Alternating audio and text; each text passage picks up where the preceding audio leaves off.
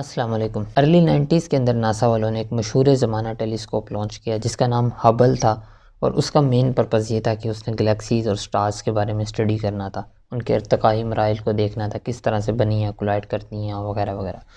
उस मिशन के ऊपर सबसे ज़्यादा क्रिटिकल मोमेंट तब आया जब ये आइडिया सामने रखा गया कि उसे उस जगह के ऊपर काम करवाया जाएगा जिसे आम ज़बान के अंदर दी ब्लैंक स्पेस कहा जाता है। यानी मोस्टली साइंटिस्ट के ख्याल के अंदर वहाँ कुछ भी नहीं था। हर मिशन की तरह हबल के मिशन के अंदर भी अगर कोई एक चीज़ सबसे ज़्यादा इम्पोर्टेंट थी वो टाइम था और साइंटिस्ट किसी भी तौर उस टाइम को ज़ाया नहीं करना चाहते थे। लेकिन बाद में नखास्ता उन्होंने उस बात को मान लिया और वहाँ पे उससे काम करवाना शुरू किया।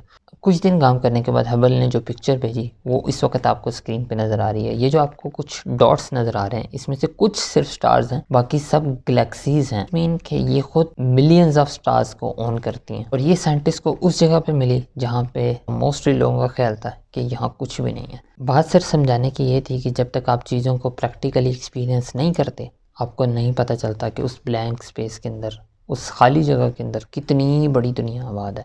कुछ ऐसी डिस्कवरीज देख के किसी ने कहा था कि दुनिया के अंदर जितने रेत के ज़र्रात हैं इससे ज़्यादा हमारी स्पेस के अंदर सितारे हैं या सैयारे हैं। और इतनी बड़ी दुनिया के अंदर अगर किसी एक चीज़, एक बीमारी का इलाज नहीं डिस्कवर हो सका वो यही है कि मैं नहीं मानता अगर किसी को ये बीमारी है तो उसका आप कोई इलाज नहीं कर सकते, क्योंकि इतनी डिस्कवरीज होने के बाद और इतना कुछ होने के बाद आज भी बहुत सारे लोगों को लगता है कि दुनिया ये सब कुछ एक हादसाती तौर पे वजूद में आया था, या फिर दुनिया फ्लैट है, या फिर दुनिया रुकी हुई है। और इस तरह की बहुत सारी कॉन्स्पिरेसी थ्योरीज हैं।